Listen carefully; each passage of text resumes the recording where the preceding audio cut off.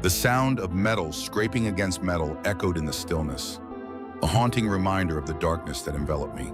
I was trapped, confined within a rusted storage container, the air thick with the scent of despair. Outside, life continued, oblivious to my plight, while I fought against the chains that bound me. Todd Kohlhepp, a man who wore the mask of a successful real estate agent, had turned his property into a graveyard of secrets.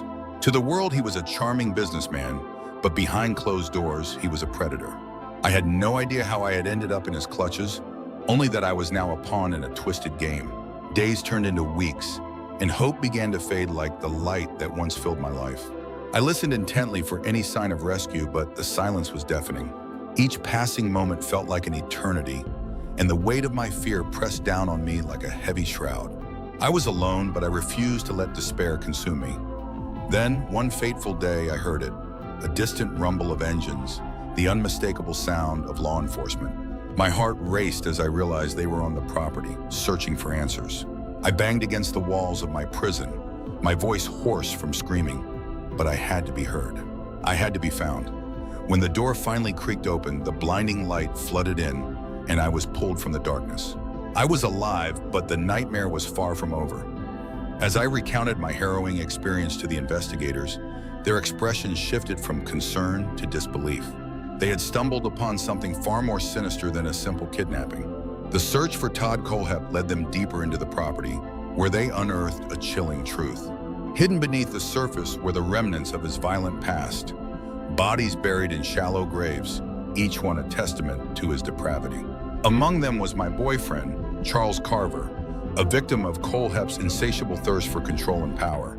The investigators uncovered the connection to the Superbike Motorsports murders, a case that had haunted the community for years. Kohlhepp had thought he could bury his crimes, but the very ground he walked on became his undoing. Each revelation was a dagger to my heart, a reminder of the lives he had shattered. As the pieces fell into place, I realized that my survival was not just a stroke of luck, it was a catalyst for justice. The man who had tried to erase me from existence was now facing the consequences of his actions. I had escaped the container, but the scars of my experience would remain forever etched in my mind. In the end, Todd Kohlhepp was sentenced to life in prison, but the horror of what he had done lingered like a dark cloud over the community. I had been rescued, but the memories of those lost would never fade. The container that had held me captive became a symbol of resilience, a reminder that even in the darkest of places, hope can still find a way to break through. As I walked away from that property, I couldn't shake the feeling that evil often hides in plain sight. The world may have moved on, but I would never forget the man who thought he could silence me. And as I looked back one last time, I knew that the truth had finally emerged from the shadows, but the question remained: how many more secrets lay buried, waiting to be uncovered? The night was thick with silence, but the air crawled with an unseen tension. November 1984, Tampa, Florida. A city that seemed to breathe easy, unaware of the predator lurking quietly in the shadows. 17-year-old Sarah pedaled home after a late shift. The harsh pedaling of her bike wheels whispered comforting lullaby. But comfort was a fleeting illusion. As she rounded a corner, a car pulled up beside her, and in an instant, her world changed. Bobby Joe Long, a name that would soon haunt the headlines on all articles, had been watching. He lunged, yanking her off her bike and into the darkness of his vehicle. Panic surged through her like ice in the veins. But in that moment of terror, clarity struck. Survival was her only option. Blindfolded and disoriented, Sarah fought to keep her mind sharp. She counted the turns, memorized the sounds of the road, and focused on the details of her captivity. Every bump, every stop, every whisper of the wind outside became a lifeline for her safety. Inside his home, she felt the cold, hard floor beneath her, the musty scent of neglect and tragedy in the air. She touched everything she could reach, leaving behind traces of her existence, fingerprints that would tell her story if she didn't make it out alive. But it wasn't just about survival. It was about connection. She spoke to him, her voice steady despite the fear clawing at her insides. "Why are you doing this?" she asked, trying to humanize herself in his eyes. Every question was a gamble, every answer a potential lifeline. For 26 hours, she played a dangerous game of wits, observing, listening, and remembering. Finally, he let her go, a cruel twist of fate that left her free but haunted. "Don't look back," he warned. But the moment she was free, she knew the real battle had just begun. How could she convince anyone that her nightmare was real? Her story sounded like a horror movie plot. A teenage girl abducted by a stranger, held captive, and released. Doubt clouded the eyes of those she told. But Sarah was relentless. She recounted every detail, every moment, every chilling second of her ordeal. Slowly, the police began to listen. Her meticulous observations matched evidence from other cases, leading them to Bobby Joe Long. Within 2 weeks, he was arrested, and the truth unraveled like a dark tapestry. He was not just a random predator. He was a serial killer, a monster who had taken countless lives. Sarah's fear had transformed into a weapon, a tool that helped bring a killer to justice. People often ask how she managed to stay calm in such a terrifying situation. The truth? She wasn't calm. She was terrified, but fear had sharpened her senses. Every sound was amplified. Every detail became a crucial piece of the puzzle. Bobby Joe Long thought he had snatched a victim, but he had underestimated her resolve. He believed blindfolding her would render her powerless, but she was anything but. She was a survivor, a witness, a force of nature. Years later, Sarah channeled her experience into a mission to help others, turning her trauma into a beacon of hope. Surviving was just the beginning. It was a call to action. She became a voice for the voiceless, a reminder that even in the darkest moments, there is a flicker of light. Bobby Joe Long thought he could erase her, but she became a part of the narrative that brought him down. And as she stood before crowds, sharing her story, she knew one thing for certain. Fear can be a prison, but it can also be a key to justice. In the end, it wasn't just about escaping a monster. It was about ensuring he could never hurt anyone again. And that truth lingers, a haunting reminder that survival is only the beginning of a much larger fight. The year was 1991, and the air in Milwaukee was thick with an unsettling tension, a quiet dread that lingered just beneath the surface. On a humid summer night, a young man named Tracy Edwards found himself in a situation that would forever alter the course of his life. He had accepted an invitation from a stranger, a man named Jeffrey Dahmer, who offered him money for companionship. It seemed harmless at first, a simple transaction in a city where desperation often led to risky choices. But as Tracy stepped into Dahmer's apartment, the atmosphere shifted. The stench of decay hung in the air, a sickly sweet odor that clawed at his throat.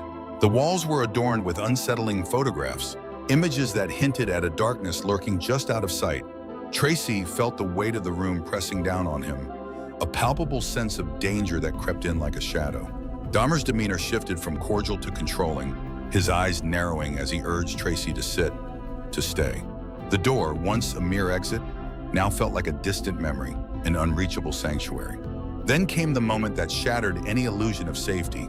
With a swift motion, Dahmer snapped a handcuff around Tracy's wrist. Panic surged through him, a primal instinct screaming that he was in the presence of true evil. But fear alone wouldn't save him. He had to think, to act. Tracy forced himself to remain calm, to engage Dahmer in conversation, to keep the man distracted while he searched for an opportunity to escape. Every second felt like an eternity, the walls closing in as Dahmer's mood oscillated between eerie calm and menacing threat. Finally, the moment arrived. Tracy spotted a chance, a fleeting window of opportunity. He lunged for the door, adrenaline propelling him forward as he tore into the night, the handcuffs still clamped around his wrist. Outside, the world felt surreal. He was free, yet the horror of what had just transpired clung to him like a second skin. He approached 2 police officers, breathless and frantic, trying to convey the unimaginable. "A man locked me in his apartment. He tried to hurt me. You have to come with me." At first, the officers hesitated, their skepticism palpable. Dahmer, when confronted, spun a web of calm explanations, dismissing the encounter as a mere misunderstanding. The chilling realization settled in. Even in the face of accusation, he exuded a confidence that was unnerving. But Tracy's presence, the handcuffs still dangling from his wrist, was a testament to the truth. The officers, sensing the gravity of the situation, began to investigate further. They discovered photographs hidden away, images that revealed the grotesque reality of Dahmer's life. What had started as a simple invitation spiraled into a nightmare.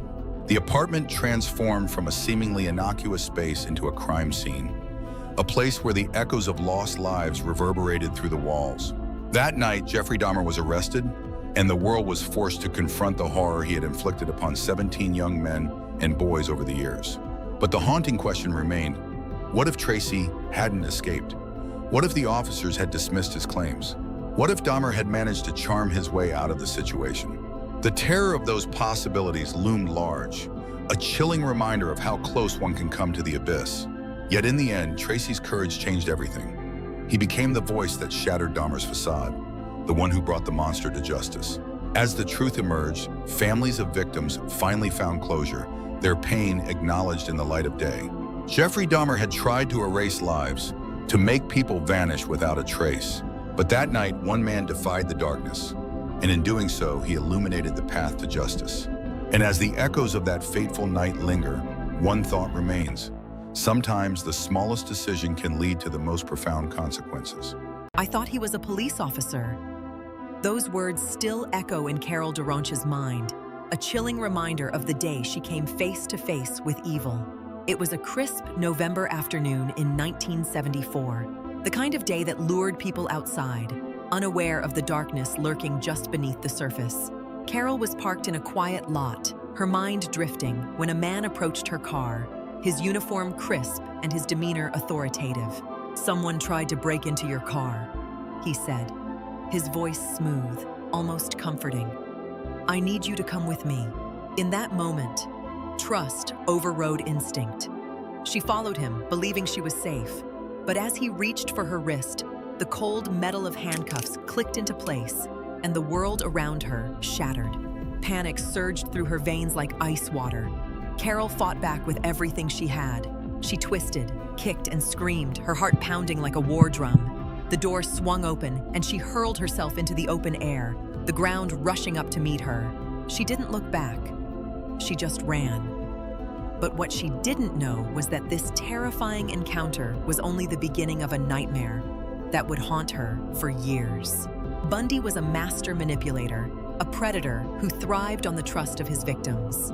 He had already claimed several lives, each disappearance a thread woven into a tapestry of horror that stretched across the nation. Yet, Carol's escape would become a pivotal moment in the hunt for him. As she stumbled into the street, breathless and terrified, she spotted a passing car. Desperation fueled her voice as she flagged it down. "Help! He's trying to kill me!" The driver, a kind stranger, rushed her to safety, but the horror was far from over.